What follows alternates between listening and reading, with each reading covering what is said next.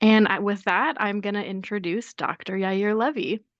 So it is my pleasure to introduce you, Dr. Yair Levy, here to our Alumni Association and guests. Dr. Yair Levy is Professor of Information Systems and Cybersecurity here at NSU's College of Computing, AI, and Cybersecurity. Dr. Levy also serves as director of the Center for Information Protection, Education, and Research and chairs the Cybersecurity Curriculum Committee, overseeing several nationally designated NSA recognized programs in cyber defense and cyber research. He joined NSU in 2003 and quickly distinguished himself as a leading researcher and mentor, graduating more than 60 doctoral students in cybersecurity and information systems. His work focuses on the human factors of cybersecurity, including social engineering, risk mitigation, and supply chain security, and his publications have been cited over 10,000 times. Beyond campus, Dr. Levy serves as Education Sector Chief for the FBI's South Florida InfraGard chapter and collaborates with the U.S. Secret Service and the Florida Department of Law Enforcement on cybersecurity initiatives.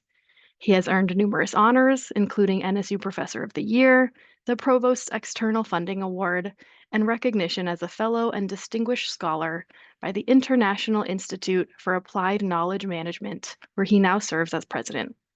Please join me in welcoming respected scholar, mentor, and cybersecurity expert, Dr. Yair Levy. Thank you, Sarah. Thank you so much. Interestingly enough, I do see in the names multiple of our PhD students who finished from my lab. So it's great to see everyone.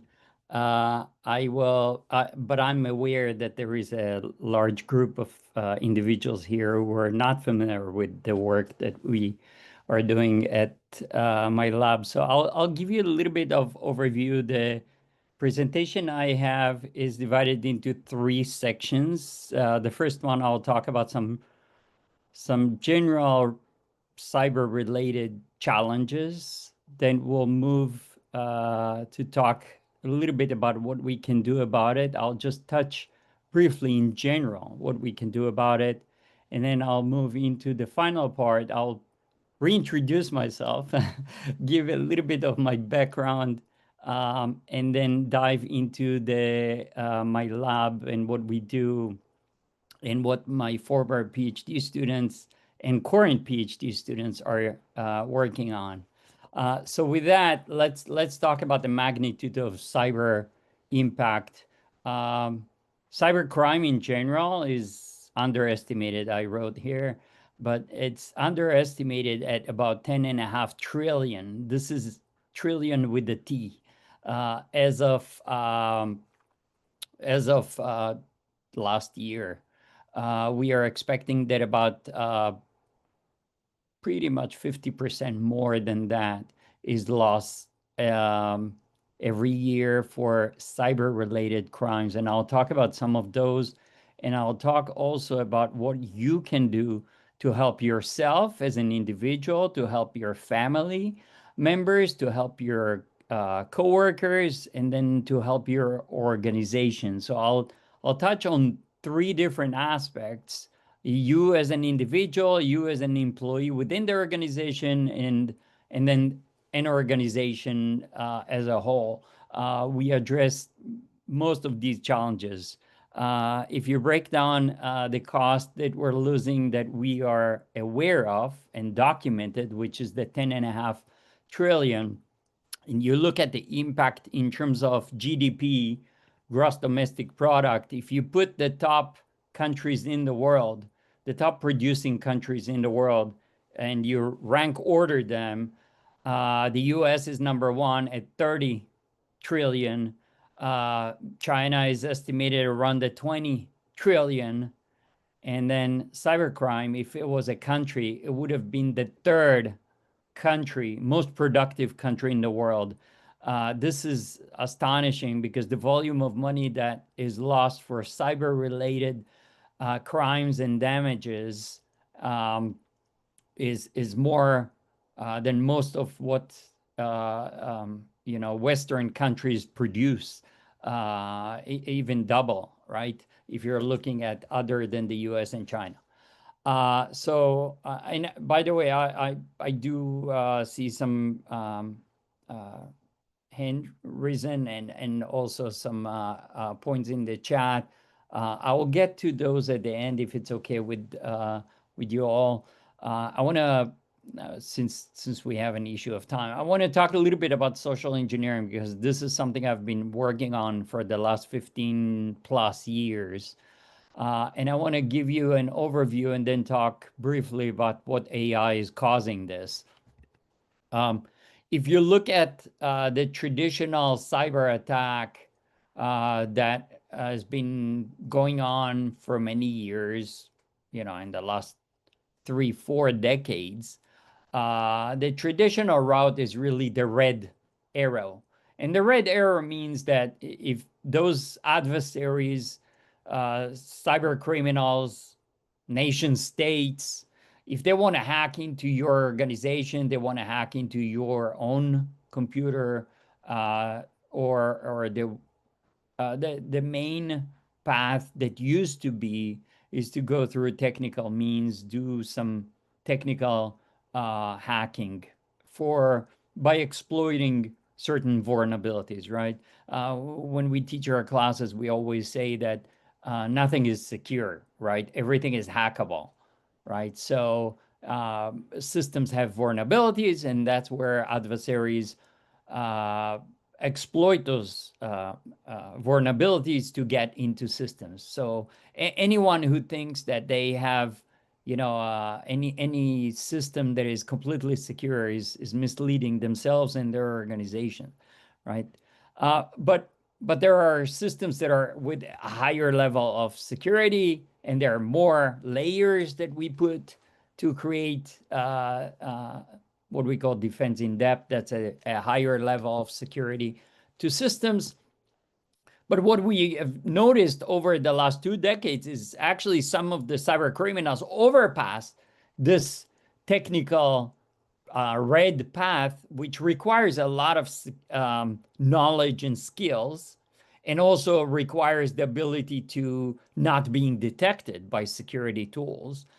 And what they found out is that if they get the credentials of one organizational employee, they bypass all the security um, measures. Why? Because employees have access to the organizational systems by nature of them being an employee. So that's where social engineering comes into, and they will manipulate. Essentially, social engineering, the concept of social engineering is using manipulation of the minds of individuals to try to help this person, or to provide information that they shouldn't, like their credentials, their username and password, right? Or text back a code, things in that nature, or on the phone. We'll talk about that. So there are multiple types of social engineering in the research that we've been looking at.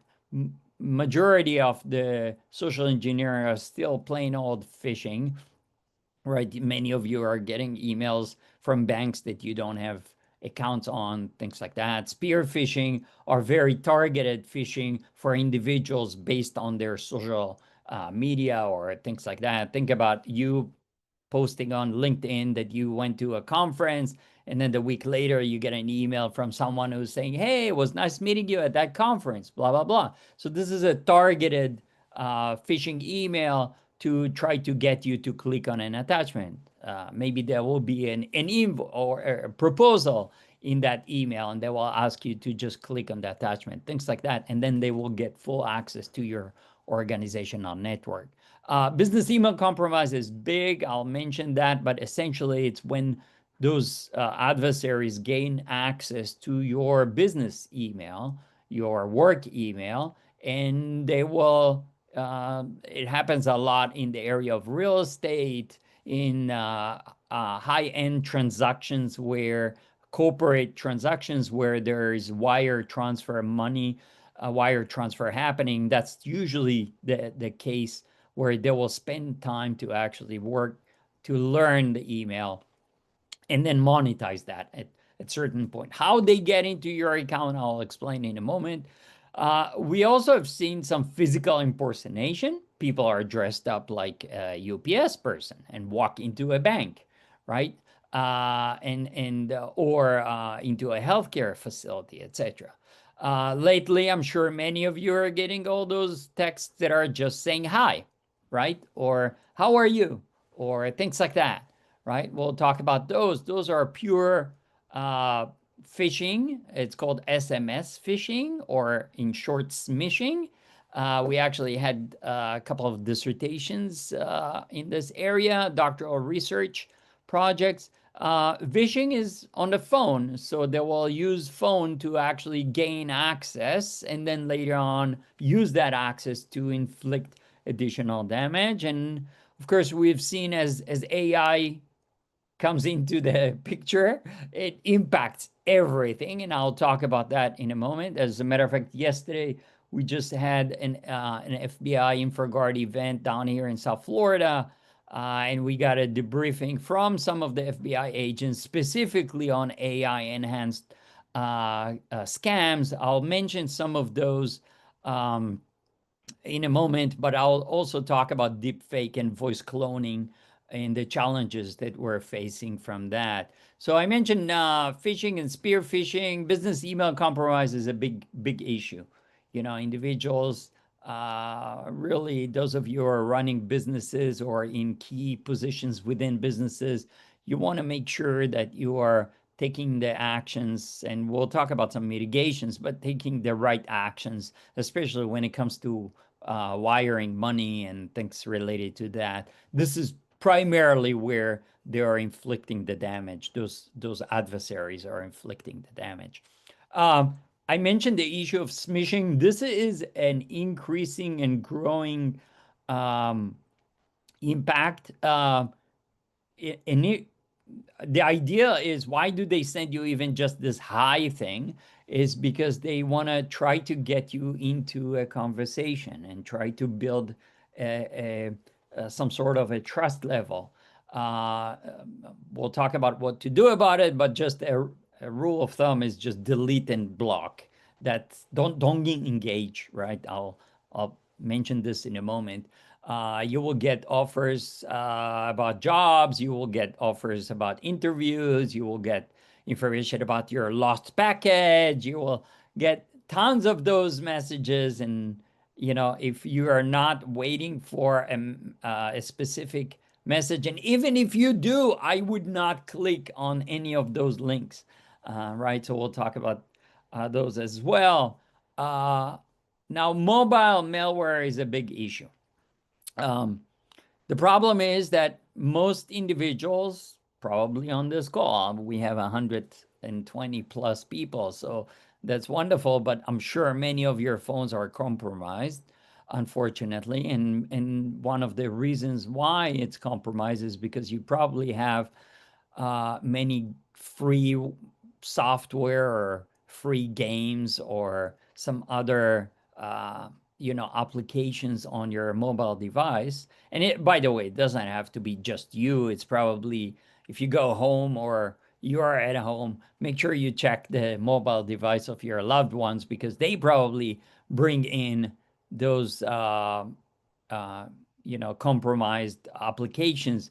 And essentially, what those applications will do is, some of them will have a functionality that they supposed to do, like a game or a calculator or whatever. Notice I also included TikTok in that.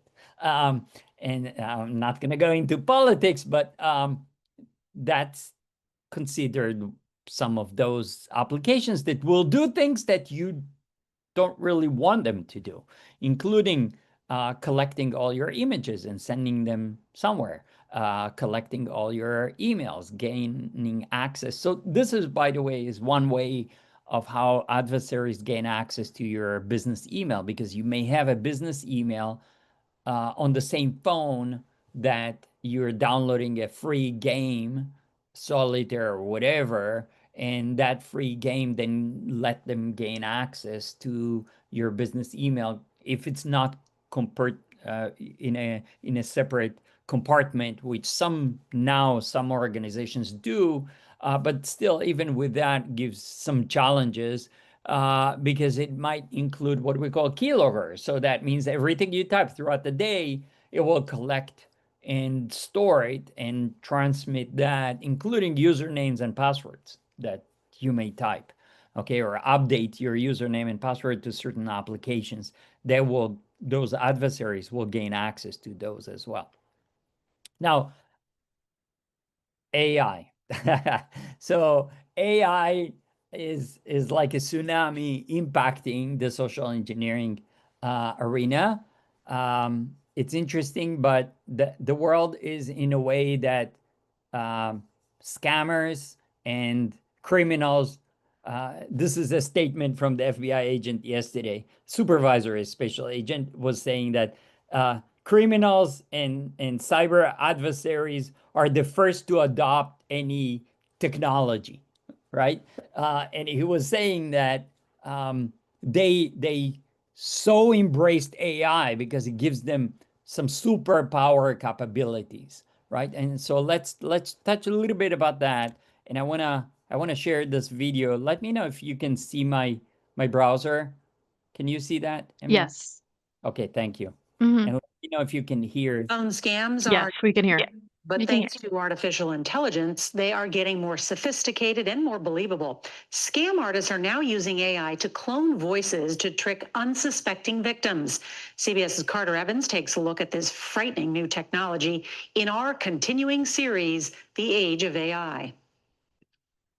Jennifer DeStefano will never forget the frantic call she got from her 15-year-old daughter, Brianna. And she was, Mommy's bad in Manhattan, help me, help me, help me. And this man gets on, very aggressive. Listen here, I had your daughter. And then that's when I went into panic mode. The man demanded $1 million. I said that wasn't possible. So then he came up with a $50,000. She never paid the money and would soon learn the call was a popular AI scam. New software can recreate the voices of loved ones in distress, and scammers use that to ask for large sums of money. This man comes on the phone. He said, you're going to give me $5,000. I heard our daughter on the phone. Like, it was unmistakably her. Americans lost nearly $9 billion to fraud last year alone, up more than 150% in just 2 years. Younger people experience fraud and fraud losses more often than older people. But it's that older adult who has so much to lose. Cybersecurity expert Pete Nicoletti created my voice from old news reports online. What you're about to hear is something I never said. Number right now. I mean, that really sounded like me. It is you. It's cloned you. It's AI Carter. To test it out, we called my mother. Hey, I'm about to do an interview, but I have a quick question. I need you to text me your driver's license number as soon as you can. She fell for the fake voice. I feel terrible. We just scammed my mom. Did you just get a call from me? For my driver's license number. Yes, that was an AI generated voice. Oh, God, Carter, that's scary. Is this the real you now? This is the real me now. We live in a post-real society. You can't trust the voice, you can't trust the photo, and you can't trust the video anymore. Voice is like a fingerprint, and that's that unique fingerprint that's being exploited and weaponized. It has to stop. And Nora, the technology is really improving. Soon, scammers will be able to react instantly to anything you say by converting their voice into the voice of your loved one in real time. Carter, this is scary stuff, really eye-opening. So what can people do to protect themselves? Well, there's a couple of things you can do right away. And the first thing is to create a safe word that only your family is going to know. Secondly, you want to make your social media accounts private. Don't give that information away to potential scammers to use against you. And finally, if you get one of these calls, hang up, call them back, make sure they're really in trouble. And we'll talk a little bit more about the there are ways to handle some of that, but deepfake and voice cloning now is moving to the capabilities. AI essentially enable the capability to do a full FaceTime that essentially will show your loved ones and you will hear their voice, but the individual is not. It's all AI generated. We've seen scammers going and doing some deep fake news announcements. It happened in 2022 regarding some claims that insulin will be free soon and cause the stocks for Eli Lilly to drop 4 point something percent, causing losses. And obviously you can think about individual who might then buy the stock and wait for the market to realize that this was fake. These are the areas that obviously the FBI is spending time on it. I do want to touch on the issue of healthcare fraud. I am aware that NSU, this is the alumni affair of NSU, and NSU has a lot of healthcare professionals graduating from our programs. So while healthcare specific is not my area, but in general, fraud related to cyber has been grown. Just yesterday, we were informed by the FBI that $1 billion in fraud in 2024 was due to medical billing down here in South Florida. Some of it, not all of it, some of it was intentional, malicious billing, but some of it was healthcare providers' license takeover. And what they do is they create LLCs, and within days they start billing, and then within a few weeks they just shut off the operation after doing 15, 20, 30 million dollars. So you got to be aware if you're a licensed healthcare professional. You got to protect your identity. You got to protect your license. Now, a couple of information that we know in the age of AI, social engineering in general is becoming massively easier for the adversaries. What we are seeing is hyper personalized phishing emails, calls, texts that will use your social feeds, Facebook, LinkedIn, Instagram, all those social feeds. They will aggregate, the AI will aggregate that information to actually create some superly personalized phishing emails that it will be very difficult for you to identify. We are looking at, if you are in any position or key positions in organizations, automated spear phishing are at a massive scale. We, as a matter of fact, yesterday, the FBI folks were talking about that they're seeing between 10 times to 100 times more volume of social engineering due to AI generated, and the faster capability to actually target the victims, and the conversion rate is what they use to calculate how many of those emails they send out, or calls or texts, to the monetary that they are able to actually produce out of it. And you're talking about in the 10 to 100 times more than what we have seen before the pervasiveness of AI. I gotta just mention the Roman scam and grandkid scam. These are massive, especially for elderly, and down here in South Florida. That's and most of those will come with what it says, urgency and scary secrecy.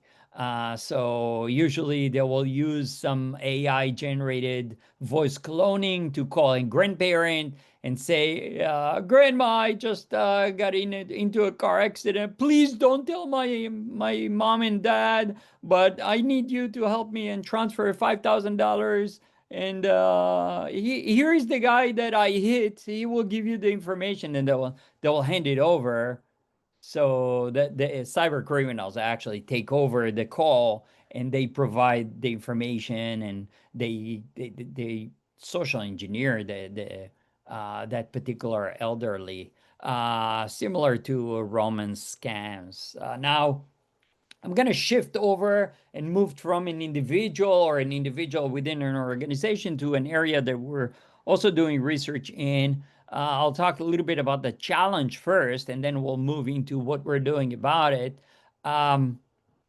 Supply chain cybersecurity is massive. We know that organizations, even smaller organizations within the supply chain of larger organizations, they get hit and then boom, it's a domino effect. We've seen this in cases because suppliers are interconnected nowadays. All of those suppliers are interconnected, and many of them have sub-suppliers, what we call the hidden layer, that many of those in the hidden layer are not at the level of the security posture that are needed. And so there may be a janitorial company that is cleaning a factory that is doing just a pieces of the boots for the soldiers. And that janitorial company will be breached, which will impact the manufacturer, which will impact then DoD at large, right? Or some other huge hubs. We're looking at some distribution, last mile distribution in the Amazon, for example, supply chain. We've seen this in the classic case of Target data breach, where a tiny HVAC provider was hacked using social engineering. They took their credentials, they logged into the Target servers, and then they inflicted some massive damage on the Target and banks and insurance companies, and millions of people were impacted by that. So again, this domino effect we've seen into many cases that, if you think about it from the conceptual perspective, very similar. SolarWinds is one good example of injection into a supply chain software cybersecurity, and how that propagated, it impacted the whole US on supply chain. Another aspect is when we shift over. So we talked about individuals, primarily individuals without cybersecurity expertise, moved into organizations as a whole. Now I'm moving a little bit deeper into our cybersecurity professionals, and we had also some research projects related to that. We're looking at the skills and competencies. I've seen Dr. Carlton, I've seen Dr. Carlene Blackwood also here, and some other of my former PhD students that are now professors and scholars on their own, that have done work in this area. And some, the area of cybersecurity skills and competencies for professionals is really huge. Those of you in the healthcare field, you know exactly that in healthcare, we had very well categorization of the healthcare profession with very precise healthcare work roles, with knowledge, skills, and tasks associated with every specific. If you're a dental hygiene, if you're a DO, if you're an MD, if you're a optometry dentist, whatever, those are very well defined skills and competencies. In the cybersecurity 10 years ago, we had nothing. And so in 2015, 2017, we worked on a framework, and I was one of the reviewers for NIST, and they established NICE as a result, the National Initiative for Cybersecurity Education, and we built a whole mapping of the what we call cyber, and cyber includes IT, cybersecurity, and some other related work roles. But we've followed the healthcare philosophy and build all the over 74 work roles. NICE actually had only 50 something, but DoD, Department of War now, has 74 work roles, and each work role has a very distinct knowledge, skills, and competencies. So we do some work in that area. We have, I've seen Tommy Pollack here. He's an expert in the area of human human error think about skills and competencies. People make errors, intentionally, non-intentional, etc. And there are different types of errors. We have also some other PhD students that have done work in that area. And now everything is moving into AI generated, right? So AI enhanced cybersecurity professionals really where we're shooting to try to get into. So we try to help, especially in the area of human error. So we're doing research in that field to try to minimize human error, especially when there is a cyber attack or in preparation for a cyber attack. There are multiple ways where AI can actually assist. By the way, I want to make a note, cybersecurity is one word in the US. Outside the US, it's two words, especially in Europe. But within the US, if you're looking at any documentation from the federal government, CISA, right? DHS, I think I've seen Yvette, who's one of our PhD graduate that worked for or still working for DHS. And CISA is one of the agencies that, by the way, we're very proud of all of our graduates from our college for many, many years. So many of them are highly professionals in the field, and so does any other college at NSU, right? Healthcare and other fields. But we are more proud. So the idea is really that there is a way for us to actually integrate AI a lot, and I'll talk about what I've done in helping NSA specifically in the White House in terms of feedback provided for that. So, okay, so up until now, I talked a lot about bad stuff that cyber is doing, but then the question is, well, what can we do about it? And I'll talk about what we can do as in general, as an individual, and then as organizations, and then I'll jump over to what we do from our research perspective, what we've done. So, well, think about cyber. One thing you would say, okay, with all this cyber stuff, I'm gonna stop using cyber. I'm gonna go back to plain old phone and fax, right? Does that make sense? No, right? It's like saying I'm not gonna drive anymore. Or take public transportation because there are accidents. I'm gonna just stay at home or walk, right? Even walking, by the way, has its own risks, right? Everything we do has risks. So the idea is to try to learn about how to mitigate those risks, how to prioritize the risks, and how to mitigate the top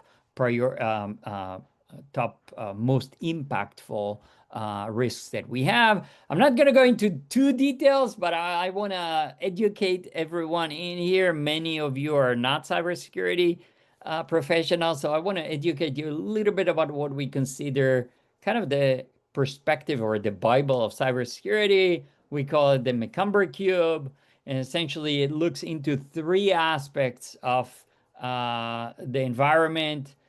We look at information security properties, information state, and security measures. So security measures is what we do, what we as professionals in the field can do to mitigate problems related to all the intersection of the other two. And I'll skip through this quickly, but essentially we call this the CIA triad. Is the one dimension: confidentiality, integrity, and availability. And I'm not going to go deeper into the definitions, but you can learn more about it if you're interested. And then on the other perspective, when we talk about information or data, we have three different states to that data. And most people who are not in from the computing field don't fully understand that we have data in transition, data in storage, that's on your hard drive, and transition is when you send data, when you send an email or attachment, or you download a page, or you log into a website. And processing is when you're doing things in the memory of your device. And so these three are distinct states of the data and the information. And the cybersecurity challenges are different in each and every one of those because the mitigations, the vulnerabilities are different. And again, that's part of what we teach in our cybersecurity programs. The last dimension of our cybersecurity cube or Mecklenburg cube, Mecklenburg, by the way, was a high-ranking officer in DoD. Came up with this concept in the early 90s. And the third dimension is what we can do about it as an organization, as a society, as an individual. So, of course, awareness, training, and education, technology, this is heavy, right? And then policy and procedures, primarily in the context of organizations, states, federal, things like that. And then, of course, there is the intersection of each one of those. So I want to touch on that, but I want to give you a little bit of some tips. So number one, passwords. They're not going anywhere. So we keep on using them, even if we're using multi-factor authentication. So remember that your passwords are like underwear, right? That will help you. Then you don't share them. You don't put them on your desk. You don't stick them to the monitor, and you hopefully change them regularly, right? Another thing is go back and check your mobile devices. What we see is that a lot of the mobile devices are bringing major impact on you as an individual or on organizations, right? There is the concept of bring your own device, BYOD. I call this bring your own disaster. Avoid, getting those devices attached to organizational network because many of those are compromised. And then go back to your devices and try to clean up your device or reset it and install applications that are more trusted as well.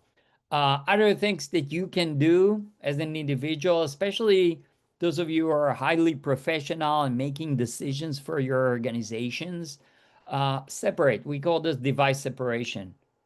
Okay, so don't play games on the same device that you check your work email. Don't play games on the same device that you are doing your banking and finance. Do work on work computer. Do other activities, your finance, personal activities, highly critical personal activities on another device that is with the least amount of non-trusted, we call them, applications. You want personal fun, browsing the internet and stuff like that, get a cheapy tablet, do it on that, preferably do it on a separate network. We also see some applications that are able to hop within the network or scan the network and know other devices within the network.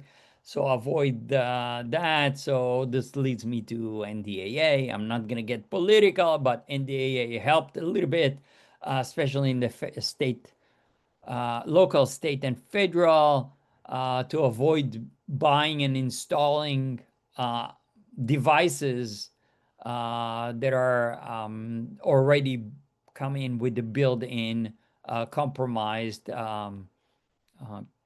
capabilities. And of course, network segmentation. The idea of segmenting networks, this is a little bit more technical to many of you, unless you're a graduate of our programs.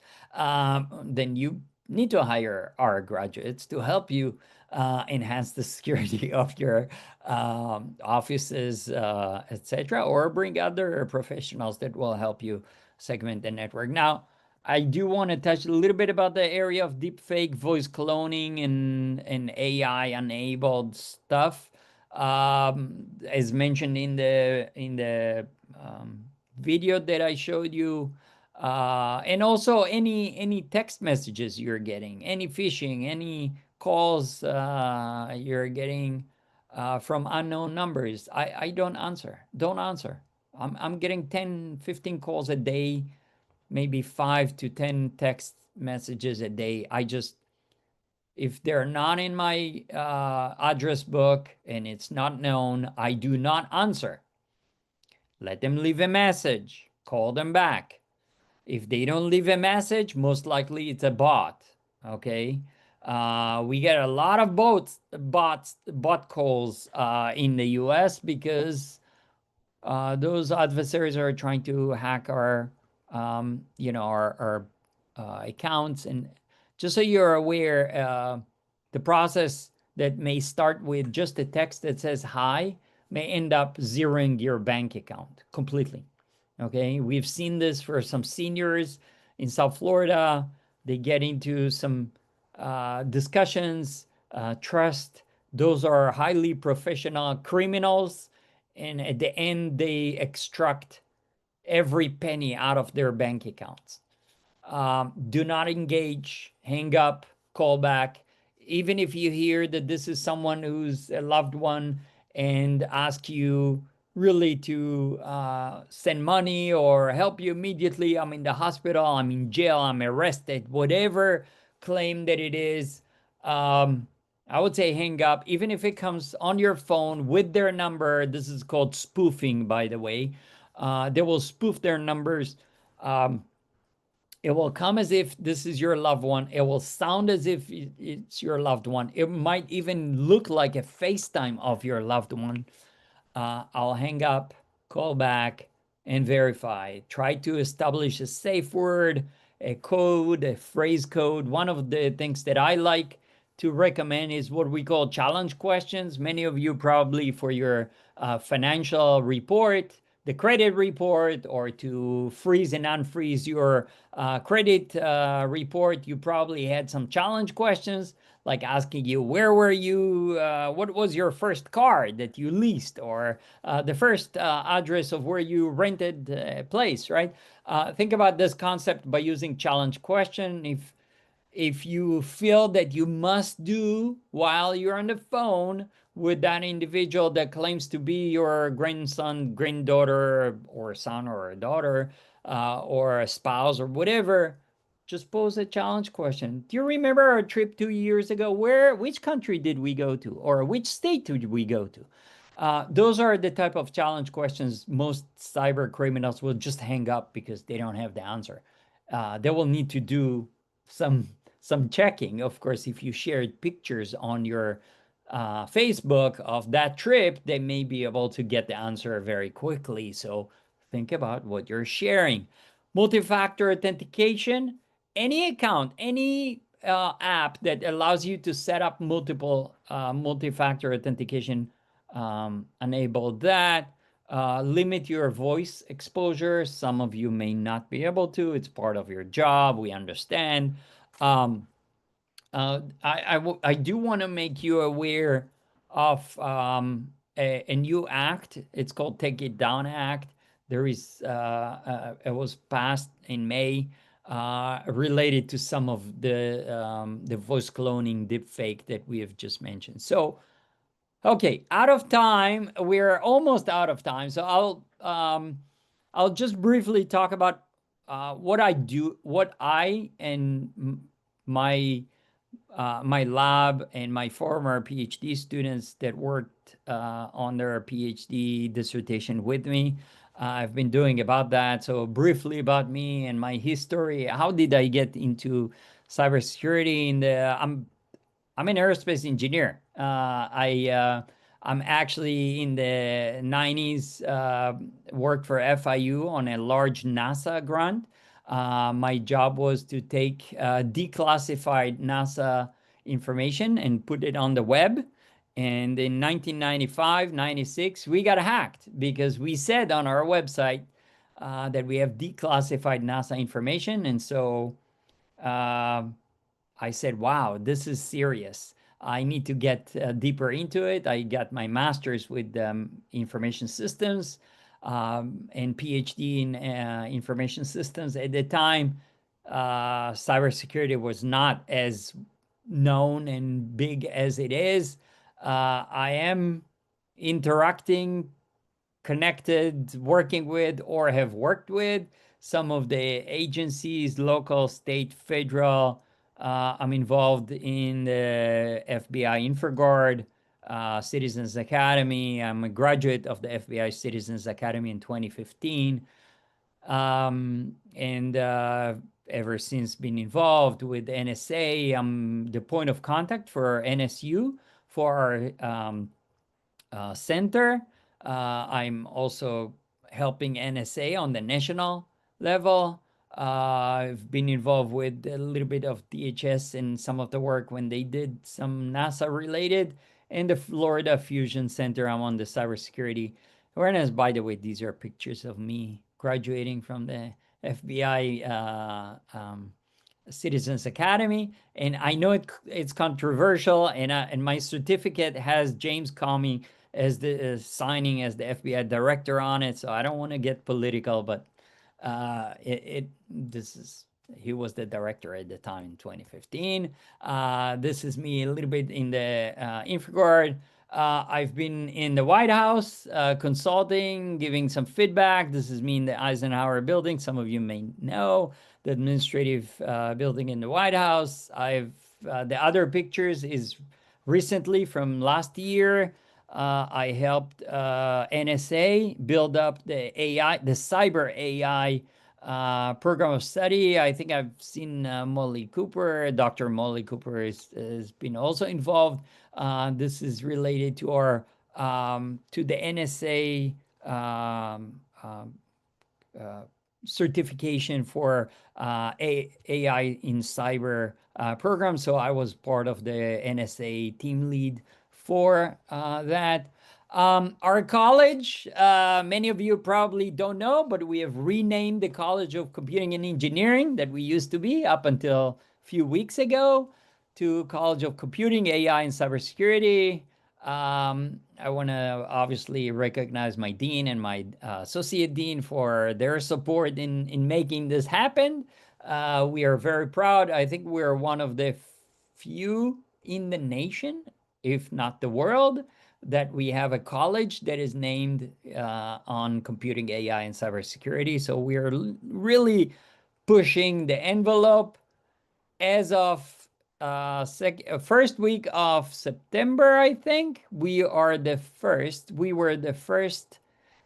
institution in the US to get designated by NSA on our cyber AI master's program. We have a brand new cyber program. We have already students in the program. We're very proud of it. It's the master's in our AI for cybersecurity. It's called AI Cybersecurity. And this was the program that was recently approved by NSA as the first in the nation. Of course, if you go to computing.nova.edu, you can read more about it if you're interested. And my center that I lead as the director is our NSA center. And this is my research lab. Again, some of my former PhD students are on the line. We have been doing research for the last 22 years since I joined NSU. On the areas, very quickly on the concept, some of my former students know this very well. The concept that we're using, some of the theoretical foundation is based on the work that Dan Kahneman, who just passed away last year, was a Nobel Prize. And his concept won many awards and publications in different fields, and it was very applicable. It's very applicable to our field in cybersecurity. If I ask you, which one would you want to do, 2 + 2 or 2017? All of you will tell me 2 + 2 because your brain jumps into the most easy thing to do. This is the concept that he came up with. Of course, doing 22 times 17 in your head is very difficult. And so his concept was, it's called System 1, System 2. By the way, if you're interested, go and pull these two books, The Undoing Project and the Thinking Fast and Slow. You can read more about it, very easy reading. And that's really the theoretical foundation on why most people fall for phishing or smishing or voice cloning and stuff like that. And some of my doctoral students, Dr. Cooper and others, have been telling me, don't say, oh shit, that say, oh shoot. So I'm correcting myself here. The oh shoot syndrome is essentially when people click on something in phishing, or they provide information and then they're like, oh, shoot, what did I just do? Then they realize they kind of shift from system 2 to system 1. I'm flashing some of the students who've been working in some areas on social engineering, but not all. Some of those may be attending, some of those may not. Those of you who are here, but I'm not showing your, dissertation, I apologize in advance. We do some work on competencies. We've done some extensive work on competencies, human error, stuff like that. So, and smishing and errors like things like that. So again, I'm just flashing some names of some of the PhD. I have graduated actually 63 PhDs as of now.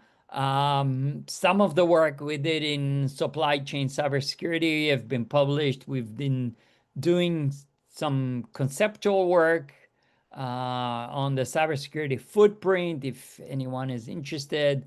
And then we had some multiple PhD projects related to that as well. Stefan Muji's done work, Ariel Luna, others, Juan Madrid, John Del Vecchio, and others have done terrific work in that area, or organizational risk mitigation. We recently have obviously shifted into AI in cybersecurity. We got a couple of publications in that area if anyone is interested. By the way, I will be sharing the slides with Sarah and Emily, and they will be happy to share it with anyone who's interested. So some of the current work we are doing right now, we're continuing the work of supply chain cybersecurity, skills and error, and AI integration into cybersecurity is massive. Most of our work now is in the AI integration for cybersecurity. How do we enhance the capabilities of cybersecurity professionals with AI? Primarily, that's the focus. By the way, the area of AI in cybersecurity in our NSA work, we identified two sides of AI in cybersecurity. One is security of AI systems. That's one aspect.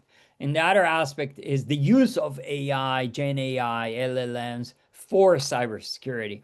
And so these are two distinct areas. My focus is, since I'm more on the human side of cybersecurity, is how do we use AI for cybersecurity? So I just want to clarify that. And that's primarily where my focus is in general. So, as all of you are sharks here, we always end up with be a cybersecurity shark or a cybersecurity shark, not a sardine, right? So, with that said, I'll open it up to questions, maybe the prep and.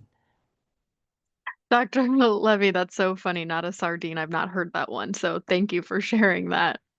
And thank you for such a really informative and super great presentation. I'm sure I speak for everyone that we got a lot out of it, especially in terms of keeping us more secure, but not only us, also our loved ones. So thank you for talking about that also. I wanted to just go over maybe one or two questions that we had asked for you. And the first one comes from the chat, Nadia Greenidge. How can we apply AI and cybersecurity to the medical device manufacturing environment? Right. So, okay, this is not really in general, my area, the medical devices. By the way, my wife is a professor of health informatics in KPCOM. I don't know if she's on the line or some other folks, but Dr. Michelle Ramim is actually an expert on cybersecurity. She got her PhD in information systems, but her background is in nursing homes in the 90s. That was her background. In healthcare insurance, she works a lot in the area of medical device cybersecurity. She even got a grant and worked on a curriculum of a course in that area. So if anyone is interested, I'm pointing you all to her. I think her email is ramim@nova.edu. So Sorry if I'm exposing. That's But great. Thank you. feel free to contact her. There is a lot that can be done. There are regulations. She's been involved in the latest HIPAA and some others. There is a new revised HIPAA process that actually integrates some of that. She has a course on using Fitbit and extraction and encryption of medical device things, and she is looking now into work with AI, of course. So I'll leave that to the other side of the family. But in general, I'll tell you that it depends if you're looking from the manufacturing side, from the developer side.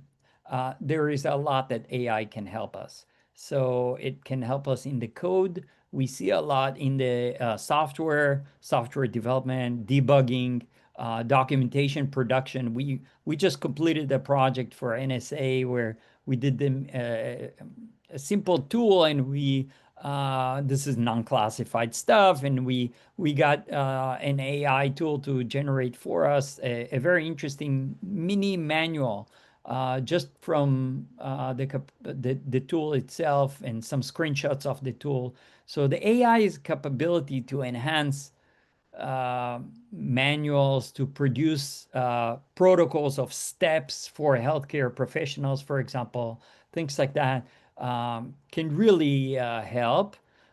In the hardware and software, it can also help. So, but I'll leave that to the experts within that niche area. Great. Maybe just one more. Is there a way to know if your phone is hacked? And that was asked by Barbara Hubbard in the chat. Yeah, so well, simple stuff. Your battery is drained very quickly. Your device is slow. You got browsers or app opening up by themselves. Weird things. When your phone or your laptop or your tablet are doing weird things, or they're frozen a lot, the first thing you want to do, reboot. I just came back from an event with the FBI yesterday, and there was a neon on the wall saying, "Did you try turning it off and on again?" Mm. And so basic stuff sometimes to turn it off and on may do the trick. Sometimes you may need more than that. You may need to do cleansing. So that will be to look at your apps, clean up the apps, or even move to another device if you feel like this is following you and your device is very slow. The basic stuff is when you get apps opening up by themselves, browsers are opening up by themselves, things like that. As a non-professional, obviously, if you're a computing professional, you probably want to look at your network traffic and your your CPU applications, and then see what's taking most of your CPU time and kill those and get into more technical ways of handling it. But anyway. Gotcha.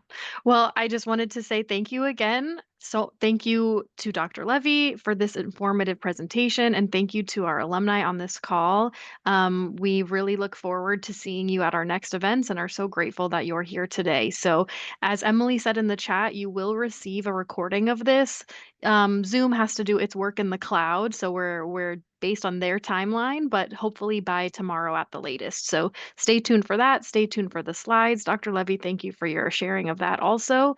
And that will be sent in an email to you, the same email that you used to register today. So keep a lookout for that. And again, on behalf of the Alumni Association, we thank you so much for your participation today. See you at the next one. Thank you, everyone, for attending. Thank you. Goodbye, all.